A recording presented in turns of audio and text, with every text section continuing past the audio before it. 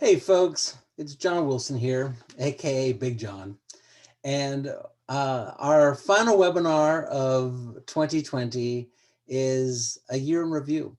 I'm going to revisit some of my favorite moments of webinars from the past year, remind you where to see the webinars, which are all available to you at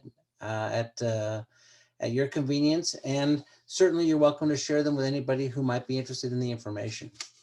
I want to thank you for joining us today and for the support that we've received this year as we have tried to continue to be a stable influence in your family's life as I know that we were not able to program this summer. So without further ado, let me just share a couple fun, some of my favorite memories from the year that we had in review, and then I'll answer some questions that we've received and then open up the floor to answer any questions that you may have here. We covered what are some of the common challenges associated with learning and attention issues. Masking as compliance versus non-compliance, impulsivity, poor organizational skills, low self-esteem, a high degree of sensitivity. Yeah, I certainly dealt with that as a youngster, and that occasionally rears its ugly head still to this day. Poor social skills, a low frustration tolerance, and then feelings of and issues surrounding loss of power and control. We had a whole series on the 6 life success attributes on self-awareness, proactivity, perseverance, goal setting, support systems, and emotional coping. And again, just a quick reminder that those life success attributes came out of a 14-year longitudinal study that looked at adolescents and what were some of the key factors that allowed them to move into adulthood with a great deal of success. And so if there ever was a map for the areas of focus that you want to spend time and energy on, it is these 6 areas. And interestingly, so much of what we do at SOAR is centered around helping develop kids and recognize their strengths and abilities, as well as overcoming their challenges, how to be proactive and, and how to persevere, how to set goals and work towards them, how to utilize our support systems, and again, how do we then utilize emotional coping. We talked about building a balance. When kids are in childhood, you do the heavy lifting. And as the time continuum grows, the expectation is that you will do less and the child will do more as they move into late adolescence.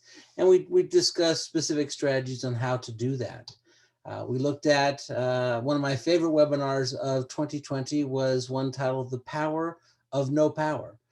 We talked about the challenges associated with screen time, including that, kids today are spending an average of 6 hours a day in front of screens, and that was prior to COVID and virtual school. An abundance of screen time leading to more snacking and less sleep. Time in front of screens ultimately makes kids irritable and unhappy. And according to researchers from Harvard, over 6 hours of blue light exposure can delay sleep up to 3 hours. And we recognize and understand that sleep issues often exacerbate the conditions associated with ADHD. And then certainly the American Academy of Pediatrics recommended limiting screen time to 2 hours a day as a result of that study. We looked at some possible solutions, being outside, getting outside regularly. It makes us happier. The fact that you'll sleep better if you spend less time in front of a computer. Camping. I mentioned that a study found that by going camping for more than 2 nights, it actually helps reset your circadian rhythms. Petrichor, the smell of rain after a long period of warm, dry weather, is one of humanity's favorite smells. People who spend time outside are more likely to protect the environment as teenagers and adults. Being in nature improves your eyesight, and then a mild suntan actually offsets the body's effort to fight off the cancer of UV light. And so getting outside is a part of the solution, actually trying to create some balance between what kids are doing and how they are spending their time.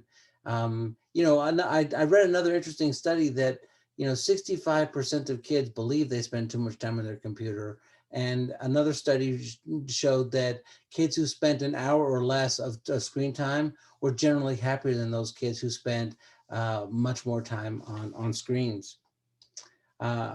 I did an entire workshop on the family constitution, and it has just a couple parts. It has a primary mission statement, and ours is that Wilson stick together. You've got your non-negotiables, your duties and responsibilities. How are you going to facilitate family meetings? What is the family treasury and how can it get spent? Individual contracts for particular situations or behaviors that come up, and amendments. And so if the family contract is something that you're interested in looking at, there's an entire webinar that we did this year explaining how to utilize that. In addition to that, I talked about the proposal system that we use here at SOAR. It's a very simple format where if a young person is going to ask that they want something different than what they currently have, they're going to present to you why they want the change, the reward that they would like to learn, along with what they believe is the rationale for that. The second part of it is a list of reasons they think you're going to say no. And then the third part of it is a solution to overcome every one of those reasons that they think you're going to come up with. And then what are their conditions for maintaining the change that they've asked for? One of the simple pieces to the proposal is it doesn't happen in one draft. You take a look at it, you say, hey, this is fantastic. I love what you've done here. These are some additional concerns I have. And then you give it back to them to go find solutions to those concerns. And the more power you put into their hands that will allow them to come up with those solutions, the more investment and the more power that whole opportunity will present itself. Again, one of the things that we're really trying to help kids do is learn how to self-advocate. I did a workshop on grit. It was also one of my favorites this summer. And, and my definition of grit is the ability to draw on a reservoir of strength when faced with adversity, and the ability to persevere in order to overcome obstacles, pursue passions, and work towards a long-term goal. We talked about the use of natural and logical consequences, and I've listed here for you a couple of natural behaviors, and then what consequences for those behaviors might be. We also spent time talking about the importance of support systems, and when they work together and they integrate with each other, how incredibly important they can become. What's interesting for us and our kids is how important their friends are. But I do want to remind you that, you don't become like your friends in high school when you become an adult. Who do you become like? You become much more like your parents, don't you? Yeah. And so I think that's a terrific opportunity to kind of think about that. But when we are engaging families and mentors and teachers and our friends, and we're all kind of working towards one common goal, those support systems can be incredibly powerful in helping define and move a child forward in their life continuum. I talked about utilizing the concepts of choice and self-governance, because when you increase a kid's choices, you certainly increase their sense of power. And when you increase a kid's sense of power, you also increase their dedication and their level of commitment towards the decisions that are being made. I spent some time talking about distractibility and redirection, and I want to remind you that, to be careful to distinguish between humor and sarcasm. Our kids don't often get humor, and so sarcasm, or they don't get sarcasm, and so humor can be fun, but sarcasm can often be somewhat divisive. I remember a wonderful friend of mine once said, if you can't convince them, confuse them. And what I loved so much about that was that often, when kids aren't thinking about what they're angry about or what they're frustrated about, it can be remarkably a really fun and unique way to kind of move past a particular difficult situation. Sometimes if you're going to ignore a behavior, which can be so much more powerful than consequencing it, maybe you just need to find a place in your mind that you go when you're going to practice ignoring them. There is a particular beach in Belize on Tobacco Cay, and there's a hammock, and the breeze is a nice slight little breeze, and I'm in the hammock and I hear the waves crashing on the coral reef. And if I am doing practice ignoring, that's the place in my brain I go. And then sometimes, our kids, it really sets them off when they're told no, but how do I embrace the no? And how do I help redirect their frustration when they have heard no? And often no leads to escalation. I did one of the other webinars we did this year was on how to manage escalation and anger. And I introduced my matrix, the escalation volcano. I call it my time arousal continuum. And as if you catch things in the early stages, you can stave them off and have them not become issues. But as kids get more emotional and aroused, they lead towards vapor lock. And once they hit vapor lock, there's really not a lot you can do but wait for the explosion, the volcano to erupt. We talked about how to tell if they're really in vapor lock. If I ask my kid he's just furious and angry with me, and I say, "Hey, would you like an ice cream?" and he says, "Oh, I would love ice cream." Well, then they're not in vapor lock. But if they can tell you what you can do with that ice cream, they probably, in fact, are in vapor lock. And then once they've erupted, you have to wait. You have to wait till they come back through that period of anger and frustration. And once they kind of begin to de-escalate, we can do some remarkable things. We talked about one of the cornerstones of most of my workshops, and that is, seeing the gift and the strength in some of our greatest challenges. How do you want your child to see themselves? Are they distractible, oversensitive, perseverating, disorganized, daydreaming, procrastinating, rigid, stubborn little manipulators? Or, and again, all of these are the same things, as just looking at them through a different lens.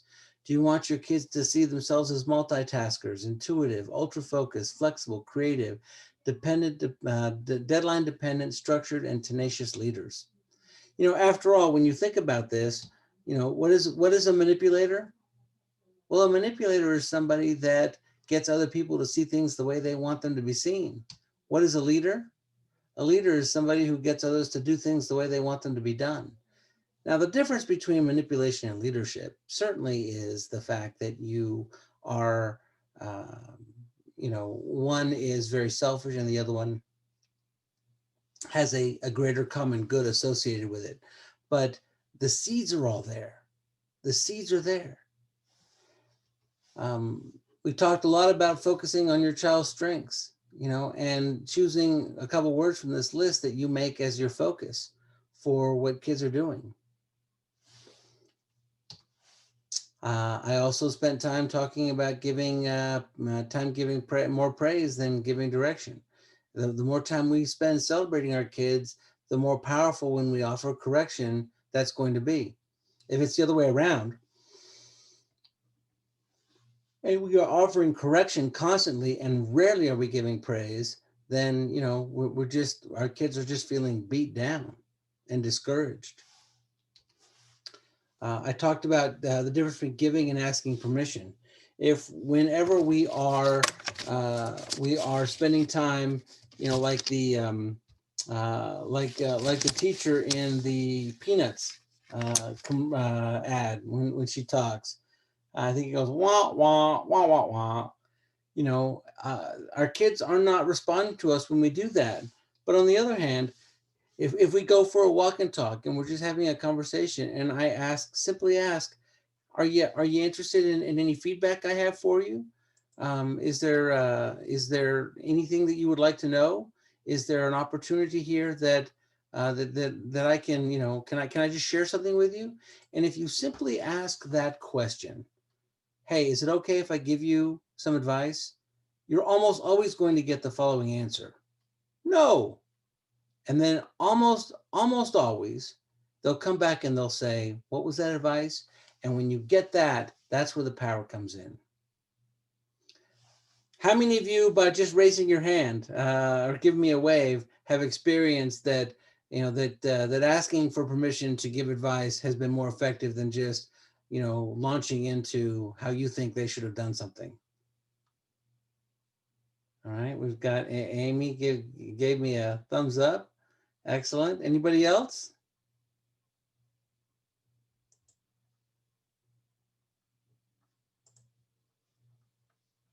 Okay. All right. So we've got, I did a workshop on motivation. I called it, you can lead a horse to water, but you can't make him drink. But what can you do? Well, you can salt the hay. And so, and I discussed, the following motivation techniques. If they're invested in praise, then ensure your comments focus on things they can control. If they're focused on rewards, then make sure that they're meaningful and thoughtful. If they really love validation and prestige, continue to validate and give them public acknowledgement. If they're focused on power and control, then having very clear choices, clear expectations, and a strategy for clear accountability is critical. And if time and kindness, which is, by the way, one of my daughters, making sure that you create quality interactions and loving affection. I have a quick question for you as we're sort of working through this. What motivates you? Praise, rewards, validation, prestige, power and control, time, kindness, or other? I'd love for you to throw into the chat bar what motivates you. And the reason I ask you that is because so often when we try and motivate others, we try and motivate them based on what motivates us. And it's so critical to make sure that we are we are taking a really hard look and an examination from others as to what motivates them, and we are doing things that are there. I'd like to thank Amy for answering, but I would love to hear from Jill or Strib or Judith or Anne, anybody else. I would love to know what motivates you. All right. While I give you time to fill in some of those answers, there's another one here that we spent some time talking about: how to modify the environment. Consider modifying environments to produce behavioral results. Eliminate environmental factors which trigger inappropriate behavior. That has been huge at the Wilson House. We know that triggers for inappropriate behavior tend to be um, red dye. They tend to be distracting noises. They tend to be the pressure of getting something done that ends up, triggering inappropriate behavior. And so we've found ways to mitigate each of those. Take an inventory of common distractions. Create a workspace that is different than a hangout space. And I have to tell you that as I have begun to really examine this, it is so critical that we create independent spaces, because if our kids don't have that separate space, they don't move into the, okay, now I need to work mindset. It's the same on days that I've had to work from home. When if I've tried to do so in the same space that I lounge, I'm much less productive than if I create a workspace for myself at the table. I make sure that I've got my laptop and all my resources there, and I'm in work mode. It's very tough to go into work mode when you're in your relaxed place. And so I, and by the way, I want to thank you, Anne and Julie, for giving us your answers on what motivates you. And I think it's interesting if you think about that back to your kids and understanding what motivates them. And then I wanted to throw in, just in terms of modifying the environment, a little piece about music. And that is that music can either be a wonderful focusing tool or a terrible distraction. And I would encourage you to if you don't know, to have a task. And one time try it with music, and another time try a different but similar task without music, and see from a time frame perspective which seem to be the more productive of the two. I've talked about creating routine and structure, and how important structure and routine really is to what we're trying to do. Having a morning routine is just so critical when our kids were going to school, and how to get them out the door. Meals. What do we as a family do more than anything else? We eat together. And there's a whole set of structure and routine that goes around. There's the food planning, there's the food buying, there's the food prep, there's the setting the table, there's the eating, there's the cleaning up, there's the putting the food away. All of that has to have, if you create structure around that, you're a well-oiled machine. I still wish to this day that we did a better job of that as a family. And I think that that if we practice it more, in terms of everybody had a role, or we just quickly agreed what the role was going to be, you know, the smoother meal times go, the more effective we are in everything else that we're doing. Having a bedtime routine, what does the night look like as we wind down? Hygiene is part of it. Turning screens off, a couple hours before you go to bed so that you can actually get some sleep. Are we going to have an evening meeting? Are we going to talk about how the day went? Are we going to talk about what tomorrow brings? But creating routine in any of these activities is just critically important. Before I do an activity, before I'm going to go transition from one thing to another, how do I work that out with my kids? I talk about what's going to happen, what my expectations are, and how we are moving forward in that capacity. So, and then how to handle an abrupt change routine. Thank you, Stacy. I appreciate that suggestion, because sometimes when we create an abrupt transition, then it all kind of goes south and falls apart on us. And so, trying to avoid those abrupt changes to routine or in those transitions is a great strategy to just talk about what your expectations are, giving them a time frame. My son absolutely needs a 10 and then a 5 and then a 1 minute warning before we're going to transition from one thing to another. Or he just gets so angry. But if I do that simple thing, hey, 10 minutes and then I'm going to need you to help me do this. Hey, quick reminder, 5 minutes. All right, Jay, 1 more minute. He's so compliant and so thoughtful, and he's happy to help. But if I abruptly alter his routine and create an abrupt transition, he's sullen, frustrated, and it takes him a little while to kind of come around. Structure is your friend in all ways and in so many ways. And then we also talked a little bit about consistency. Your greatest parenting strategy is to be consistent. And in fact, study after study after study after study demonstrate and show us, oh, sorry about that, show us that if you are not consistent, then you actually nurture and encourage inappropriate behavior. It's like our kids are playing Yahtzee with us to see what they can get, and we really benefit by creating consistency and structure. And if we say we're going to do something, that we follow through, and that we are also consistently listening to our kids and trying to find ways to say yes to them and not just always no. Consistency is your best parenting tool. And then finally, we talked on my last webinar, we talked a little bit about how do we look towards the future and steer the course towards success. And, we've talked about some of these things already. We create structure.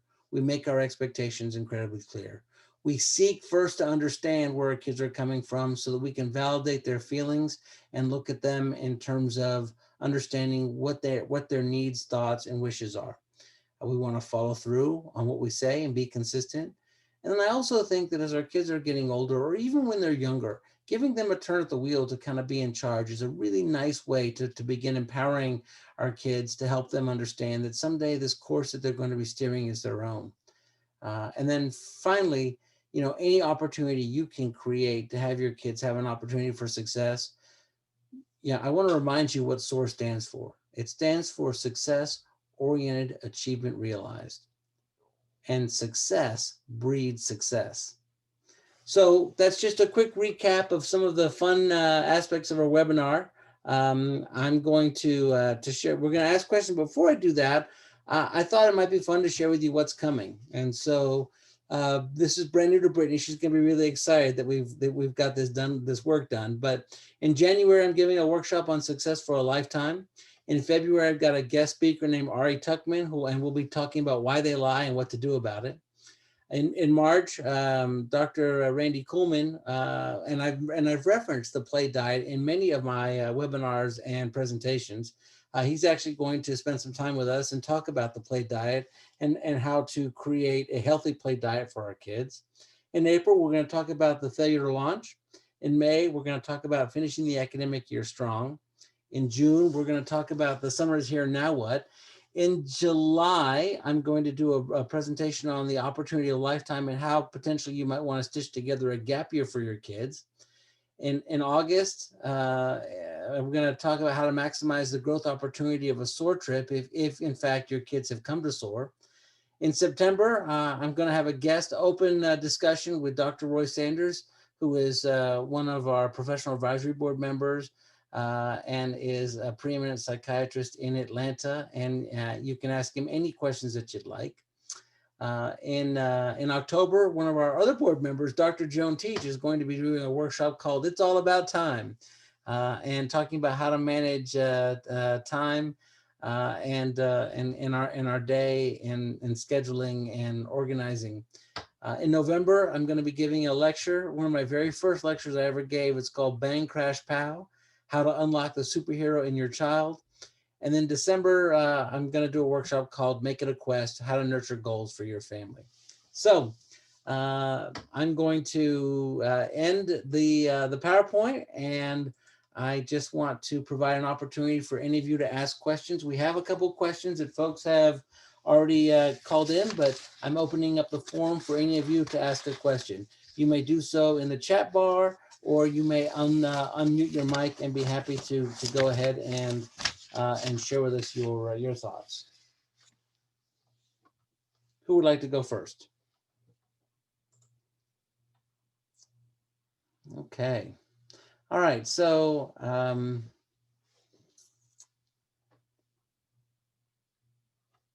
all right, Stacy wants to know during college how to let students know it's good to ask for help.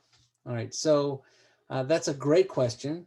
And by the way, um, uh, uh, it was funny. Are we playing Quiz the Whiz or Stump the Chump? I'm not sure. But Quiz the Whiz, you're on the nice list, remember? I'm on the nice list. Okay, Quiz the Whiz. And by the way, Julie Lambert is on with us, and she is absolutely one of our most spectacular. She's our dean of students and academic affairs. And so, Julie, if you ever find that you want to pipe in any feedback that you might have, certainly would be welcome. And Joan, as well, I thank you for attending, and you are more than welcome to share any thoughts. My first answer on this college question is that, you know, when you there are two things that I think you can do. The first is when you begin role modeling for your kids and asking them advice about how you might handle something, you demonstrate to them that it's okay to ask for help. The second piece for your college kids that I would highly recommend is that you want to, you know, to create conversations where perhaps organically they might share something that they want to ask for help about, but they're not sure that they want to. And then I mentioned asking for permission. Hey, could I give you my feedback about that? I would love to share a thought I have about that, and then let them allow you to do so. Because when they do, then again they're more interested in what you have to say. But when they do say yes, sure, mom, go ahead. Yeah, dad, fine. What do you think? Really lay on effusive praise and thankfulness that they've given you an opportunity to share your thoughts. Don't create an expectation that they have to follow through with what you said or what your expectations are, but just let them know how appreciative you are that that you've been given that opportunity. Always, in most all cases, more flies are caught with honey than with vinegar. Julie asked, can you discuss the unique challenges of implementing these strategies with older teens? At this point, we're trying to foster connection and minimize conflict.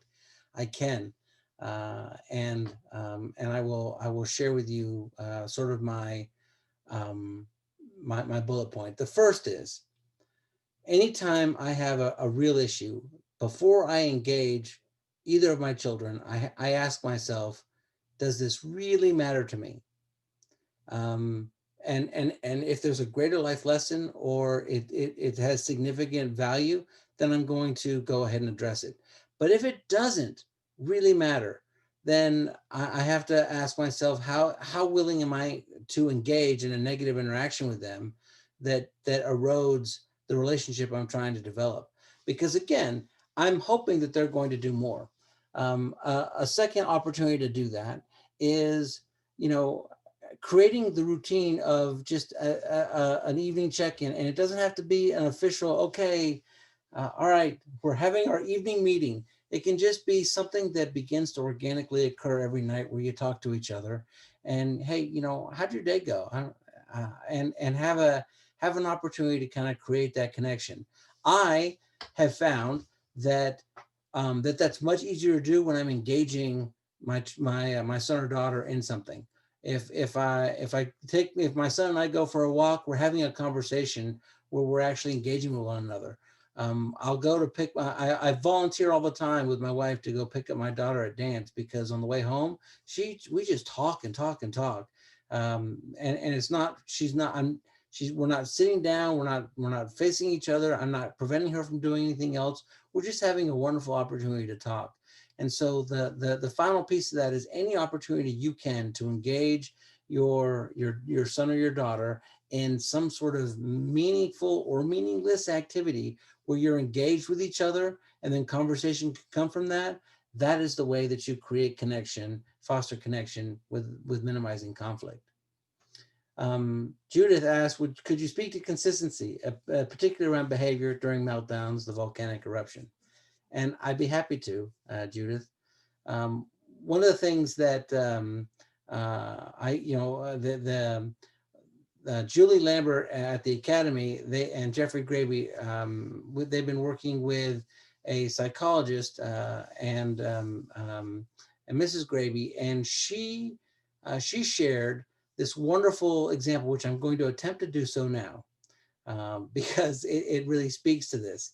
All right. So in your brain, if this is your brain, all right, and when your brain is exposed, the thumb here is your prefrontal cortex. All right.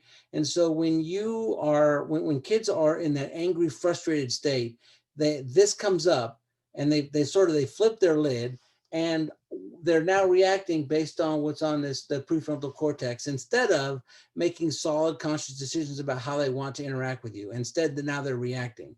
It's that whole respond versus react mechanism. And so when a kid has flipped their lid, there's only one thing that's going to fix that. Does anyone know what that is?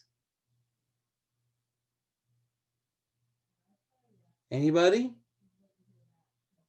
Calm them down. Suzanne, yes, but typically when you try and use your words to calm them down, it just gets them even more angry. Time. What's that, Strib? Time. Time. That's right. That's exactly right. Time will eventually allow their brains to come back to a place where they are and can focus again. And that is critical. And so I think it's really important when kids are in that crisis point that you allow them the time and the space to de-escalate. Because the more you talk to them, the more you push them, the more you prod them when they're in that vapor lock, or even in the act of erupting, the longer and worse you've made that situation last. And so the best way to help them calm down from a situation like that is to give them the time to do that. Now, as for consistency, routine, following through on your expectations, listening to them, and knowing and them knowing that you're listening to them, are all really important parts of being consistent with your kids. If you say you're going to do it, do it. All right. There's a question from Lisa: how to better communicate with our kids when they are at school? Almost no calls, emails, just the calls with instructor and conferences. Very different than our child at their school. And I guess, Lisa, we're talking about a kid at college versus high school. Is that right?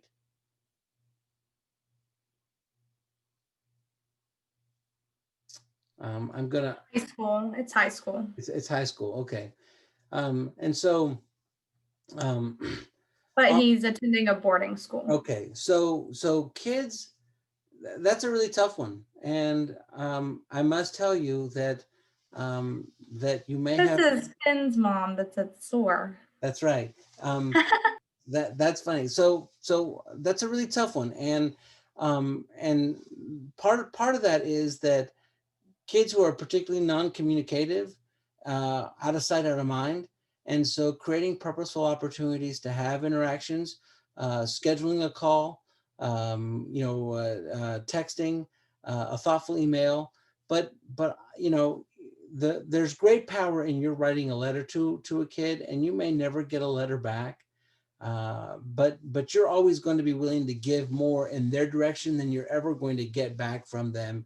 I know that's frustrating, and I know all of us wish it were different and wish it weren't so, but that is our reality.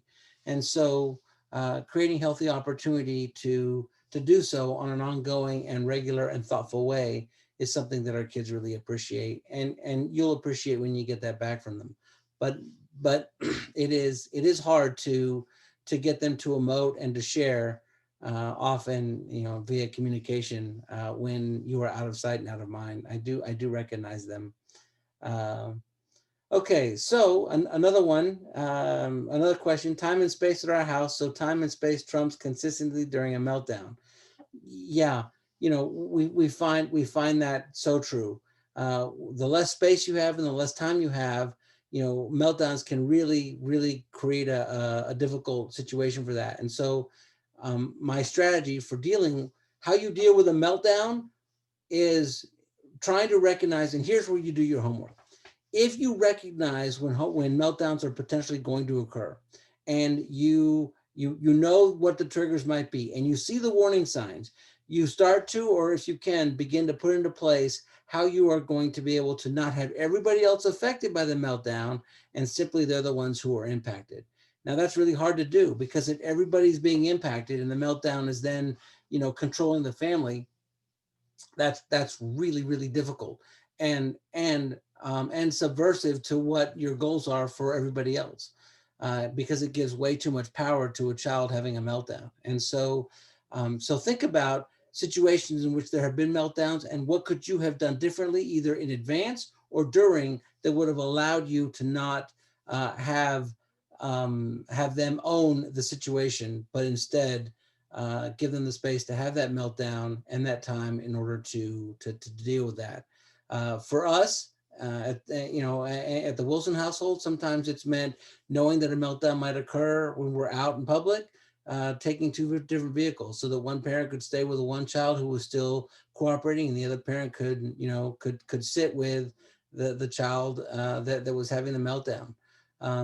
I heard a wonderful story once where this family knew that this kid would have meltdowns in the store when he didn't get his way. And what they did was they created a situation where they had a friend of theirs actually at the store, that was able to continue shopping with everyone else, and they just sat down with the kid, and that was it. Nobody was affected except that kid. And again, they knew that situation was going to occur. They created the opportunity to try and mitigate the damage that it was doing to everybody else. And so being thoughtful and strategic, one of my favorite Bushisms, using strategery, is a really good way to help deal with that. Okay, all right, great questions. Before I go to the list of questions from others, we have just another 7 minutes. Does anybody have one final one that they want to ask? Going once? Going twice? All right. So one of the questions was, why does my child prefer talking to adults versus other children? And so, we see that very commonly. And part of it is because sometimes other kids don't get our kids, and they're not patient with them. And so adults have either a vested interest or are too polite to discount our kids, and so they're drawn to adults and they want to talk with them, which is okay, because if our kids get to the place where they can have meaningful, healthy conversation with adults, eventually they're going to be adults, and that's what we want anyway. However, creating more opportunities for them to be around other kids who might be understanding, or might be willing to be more patient with our kids, is a great way to help address those issues. That's one of the reasons SOAR is so special, because the kids are all the same, or to a degree they're the same. They're all dealing with learning and attention issues, and those conversations can be nurtured and somewhat manipulated in order to allow them to have more success than other environments. And so creating opportunities like the ones that your kids have at SOAR can be a really unique and wonderful way to do that. Another question that we had was, how to handle bullying. You know, and I got that question in two ways. My kid is a bully. What do I do? My kid gets bullied. What do I do? And so the research is pretty definitive on how to manage and handle bullying behavior. And bullying can be really, really subtle. And so what in school, the way schools are learning to manage bullying is that they recognize that bullies are going to be bullies and victims are going to be victims, but the people they have the most control over are the bystanders. But in your home, if you've got more than one kid, if you have three kids, how other kids tolerate the bullying of one child by just simply not tolerating it or saying, hey, that's not okay, that wasn't very nice. And when other kids begin to call out siblings for that bullying behavior, that can be incredibly powerful, not just the adults doing it.